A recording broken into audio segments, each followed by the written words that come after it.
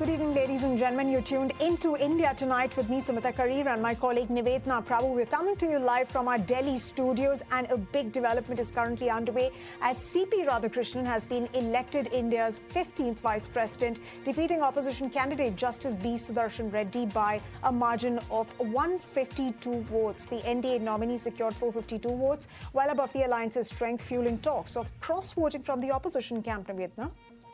Absolutely, but backing from YSRCP and abstentions by parties like the BJD and BRS also helped widen his lead. In fact, CP Radhakrishnan will take oath of office on September 12th following, remember, the sudden resignation of Jagdeep Dhankar, Sumita. Absolutely. And in fact, ladies and gentlemen, to decode this victory, what it means for the BJP, the NDA, and of course the opposition parties, the big messaging that's going out from this election, let's bring on board Smita Gupta, senior journalist who's now joining us live to decode the results. Thank you very much, Ms. Gupta, for taking the time out and speaking to us. Now, Mr. Radhakrishnan is an RSS dyed-in-the-wool leader. He belongs to the Vajpayee era as well, and he's had successful stints in several states. So what's the big messaging that's going out from this election? See, nobody quite knows even today why Mr. Jagdeep Dhankar resigned, the real reason. But it would appear that the reason why he was compelled to resign or whatever led to it was to place somebody who was going to be more useful to the BJP at the center in that position, because as you know, the vice president is also the he heads the Rajya Sabha and he controls the Rajya Sabha.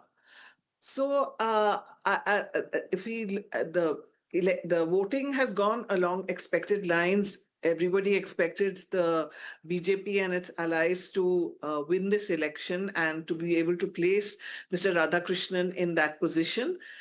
And it only means that the BJP felt the need to strengthen itself. The fact that he's a dyed-in-the-wool RSS man, as you put it, would suggest that the BJP now would like once more to emphasize the Hindutva aspect of its ideology. For the opposition also, there is a message that it needs to work harder. It should have been really able to consolidate more of the parties opposed to the BJP. But as we saw, there were abstentions, which actually, in a way, helped the BJP. I mean, the Shiromani Akali Dal, 1 MP, Biju Janata Dal, another 7, BRS, another 4, altogether 13. Now, if those 13 members had been on the opposition side, it's not that the opposition candidate, Sudarshan Reddy, would have won, but it would have sent out a better message for the opposition. So, given that, that the BJP may be feeling a little vulnerable right now, which is why they have brought in Mr. Radhakrishnan. It doesn't necessarily mean that the opposition is that much stronger. The opposition really needs to work that much harder to be able to be a real challenge to the BJP. Absolutely, Smita. In fact, as you look at it that way, I'm going to come back to the point that you just made, but also, in fact, joining us on the show tonight is Rashid Kidwai, who's taken the time out to also join us here, visiting fellow Observer Research Foundation and political commentator. Mr. Kidwai, thank you also for joining us. First, let's talk about if you were anticipating for the results to, turn out this way. And more importantly, we're also talking about the timing of this. It was also about the political posturing. Yeah, so I don't read much into the outcome because this was a foregone conclusion. The vice presidential election is a secret ballot. It is supposed to be on conscience vote, but on the real political sense, we know that worldly, wise kind of political strategies also work, and that explains why there were certain amount of abstentions were there. If we look at throughout, the history of vice presidential elections, there's never been a sort of, upset victory. So what I'm saying is, it has always been in favor of, ruling party or ruling coalition. These numbers may excite some, analysts and all. With the long run, no one remembers what was the margin of victory when Margaret Alva was there, a full-time political entity who was pitted against the form Mr. Jagdeep Dhankar. So this is Char Din Ki Chandni. I don't think there is great messaging. It's very high on optics, very low on substance. The fact that Mr. C.P. Radhakrishnan would be Right. making any impact in Tamil Nadu state politics or the coming assembly elections in Tamil Nadu. We talk about all the symbolism, but I think largely it is exaggerated. Right, Mr. Kidwai. So when you mentioned that it is very low on messaging, high on optics, but definitely the bragging rights are with the NDA. But speaking of the opposition, well, 300 votes for the opposition candidate. Jairam Ramesh had tweeted stating before the election that they would get 350 votes. Where did the opposition go wrong, and how much did cross-voting have a role to play, as is being speculated? I think cross-voting is not cross-voting.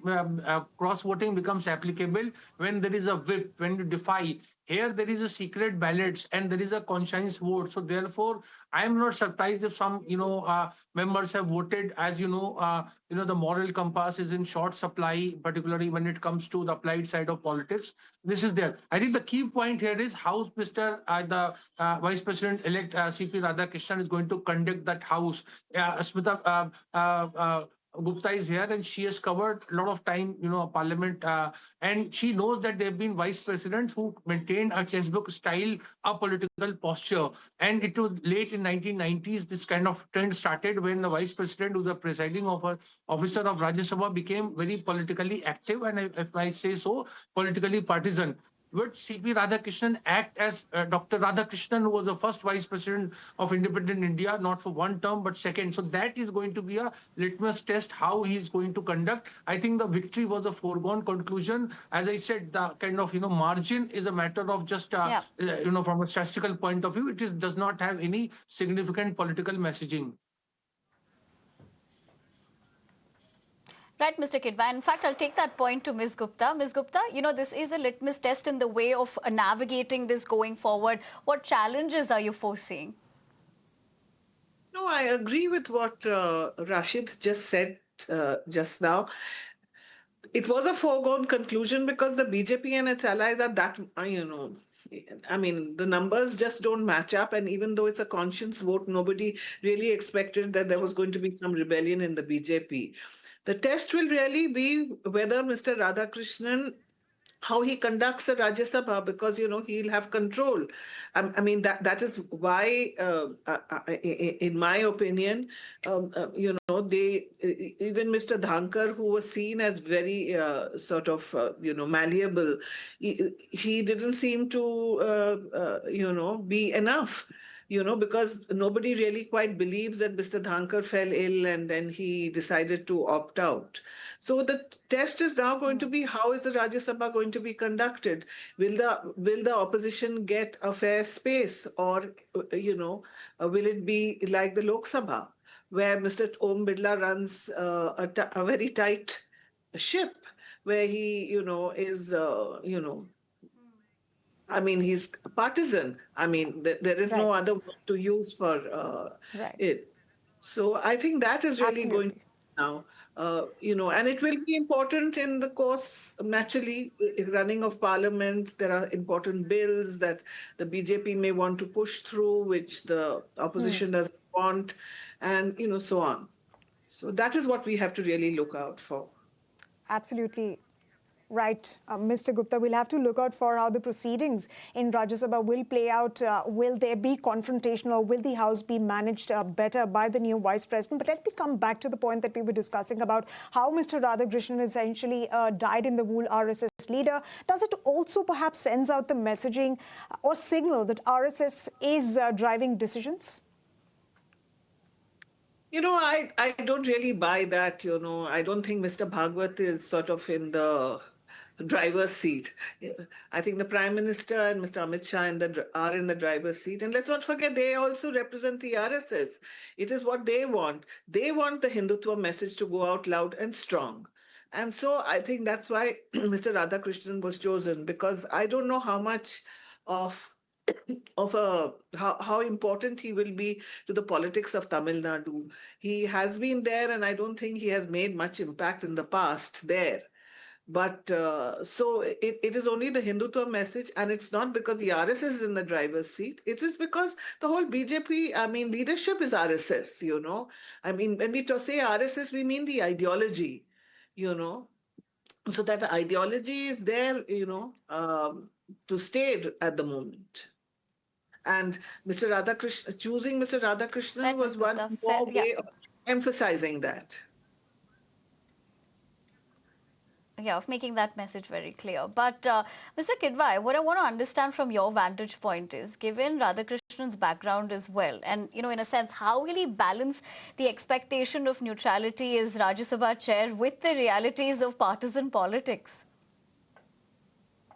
I think that's a very good question, and I wish I could answer in a very positive way, but it's unlikely because let's face it, he's a political appointee and he has a BJP RSS background, and the kind of Yeah. work culture we see in Parliament, I don't see a major shift. I mean, it's by wishful thinking to expect Mr. CP Radhakrishnan to be acting like Vice President Dr. Radhakrishnan, who was there in 1952, 57, etc. But this is unlikely because it takes two to tango. Look at the amount of trust deficit that exists between either we talk about personalities being Mr. Narendra Modi and Rahul Gandhi, or we look at the two formations. There is no meeting ground. So therefore, I think it will be same acrimonious kind of exchanges. Whether Mr. CP Radhakrishnan brings some kind of a kind of sober conduct in how Rajya Sabha is run, that is to be seen. But I don't see a great hope or a kind of scope for maneuvering because our polity is deeply polarized, and that is, of course, a very poor reflection on our parliamentary democracy. But that's how it is. Absolutely, Mr. Kidwai. So maintaining neutrality in the House is going to be paramount when it comes to the proceedings of the House. But let me come to you, Ms. Gupta. What does this really say, the outcome of these elections, say about the opposition's fragmentation or cohesion ahead of state elections, future state elections? That is the problem that the India bloc has had. You know, it is so busy trying to balance the interests of individual parties with that of the opposition as a whole. You know, we have seen in past elections that, many of these parties don't want to share seats in the states.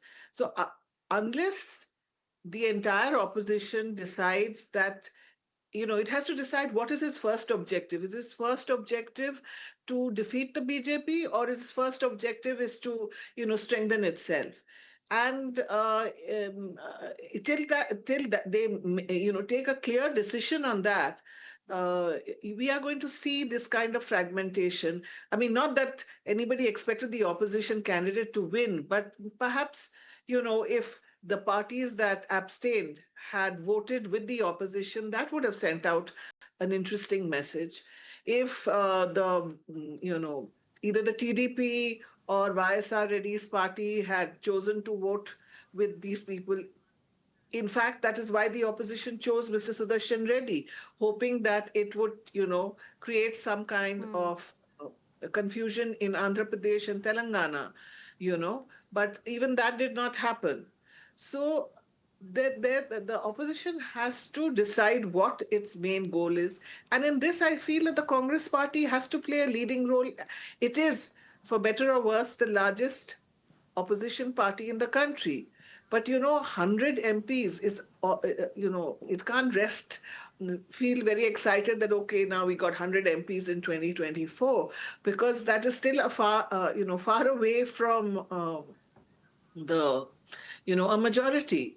So in that, the Congress will have to make some sacrifices, I feel, if it is really, interested in, deposing the BJP.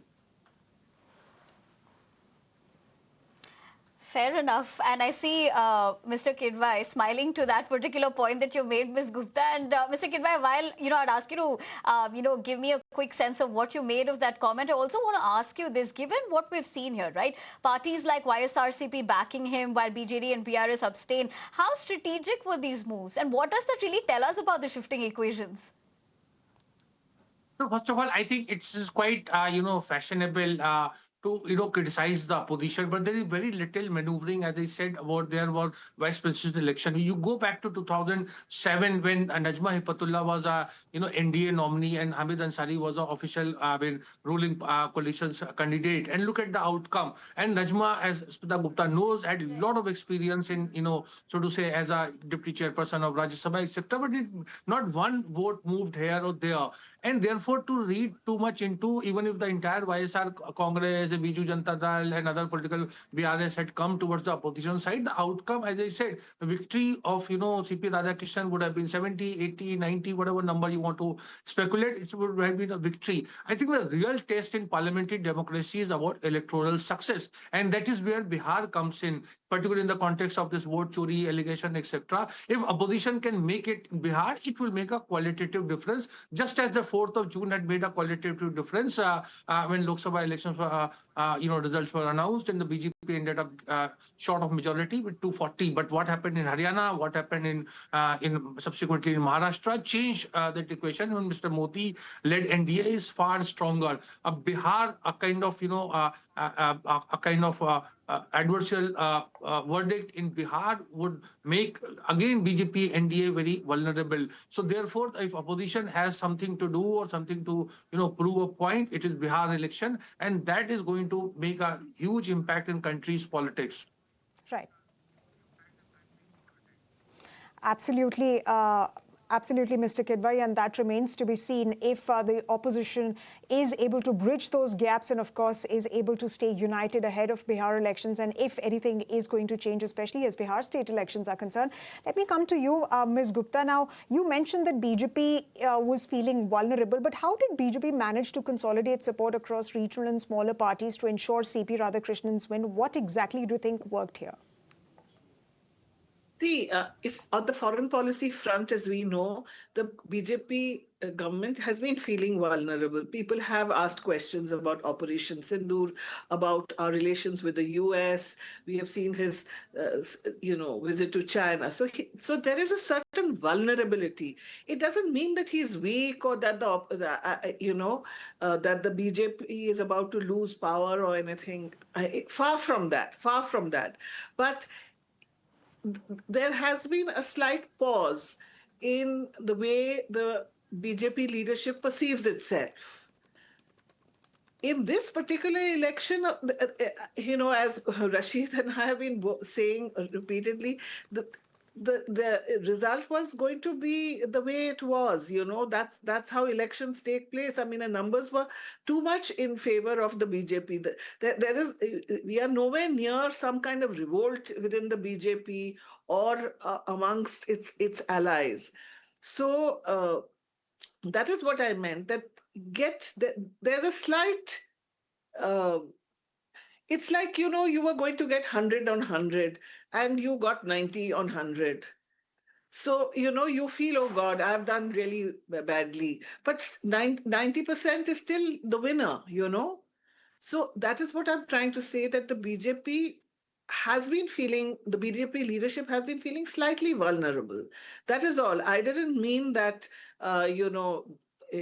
it's about to, the government is about to collapse or the government is likely to lose the next elections. None of that.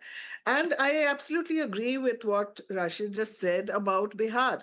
If now the opposition can win Bihar, that will really, hurt the BJP, and that is why we see the kind of efforts that the BJP is making in Bihar, with this electoral rolls issue and the kind of speeches that they are making. I mean, even the Prime Minister's visit to Punjab for the floods, we suddenly had the opposition, everybody attacking Rahul Gandhi because he's gone on a holiday to Malaysia. How can you compare the job of the Prime Minister to that of an opposition leader? But it's basically to keep hammering away that the opposition is useless, so that they don't want attention They don't want the BJP to be held responsible for what is happening in Punjab, that they're not doing enough for the people of Punjab, the fact that not enough attention is paid to climate change, not enough attention is paid to the way construction goes on in the hilly areas, which exacerbates the situation when there are these kind of rains. So they want that attention to be taken away at a time when they are heading for a major election in Bihar. So then what do? You attack Rahul Gandhi because he's gone for a few days to Malaysia. I mean, it's really absurd. Right. Because obviously, I mean, Rahul Gandhi doesn't have the Right, Ms. powers. Gupta, you make very valid points, especially given how you're looking into that particular situation. But before we, in fact, wrap up, Mr. Kidwai, what I want to understand from you is, given we're, of course, looking at reactions, we've also seen Prime Minister Modi take to social media platform X, as well as the President congratulating CP Radhakrishnan for that particular victory. But what I want to ask you is, what Nishikant Dubey has in fact just put out on social media platform X by tagging Rahul Gandhi and saying that the election of the vice president was not done by EVM but by the ballot paper. How do you read into that quickly? Well, I think Mr. Dubey is making a gentle swipe at Rahul Gandhi because it was a paper ballot. As you know, the opposition has been saying that there should be election should be not on EVM but on paper ballot, and vice presidential election was on paper ballot, and yet the outcome has it's gone against the opposition. That's a fair amount. But I think the issue about electoral malpractices, or what we call it as a vote chori allegation and all, they're very serious. They're not about the Congress or opposition or ruling party. This is something we must be very, there's a very foundation of, as I said, parliamentary democracy, that the third umpire or neutral umpire should be seen as actually being neutral, and that is where the election commission, comes into play. But as Smitaji was saying, all depends upon, the outcome. So in that sense, that Bihar verdict is going to be a kind of referendum on this whole electoral malpractices or vote chori, what Rahul Gandhi has been saying. If, the NDA retains power in Bihar, then Rahul Gandhi would lose this flank, and you will see that opposition will also not talking about it. But if the opposition wins, then you see in Bihar and Bengal, Assam, Kerala, all those coming elections, this vote chori will become a very potent issue. So therefore, I'm saying stakes are very high on both sides. The good thing about Indian politics is there's never a dull moment. So every time there is a sort of a new chessboard and new moves and counter moves, and there is also always a chance for everyone that to come back and stage a comeback. Right, Mr. Kidwai. And perhaps on that note, given there's never a dull moment, keeps us also busy and then gives us an opportunity to also be in conversation with you to decode this. But on that note, I want to thank you as well as Ms. Gupta for taking the time out and joining us here this evening. Time for a quick break here on India Tonight. Stay with us. Lots more coming up on the other side, especially with the fact that Sumita and I are going to be decoding what the situation in Nepal is. Don't go anywhere. We're going to be right back.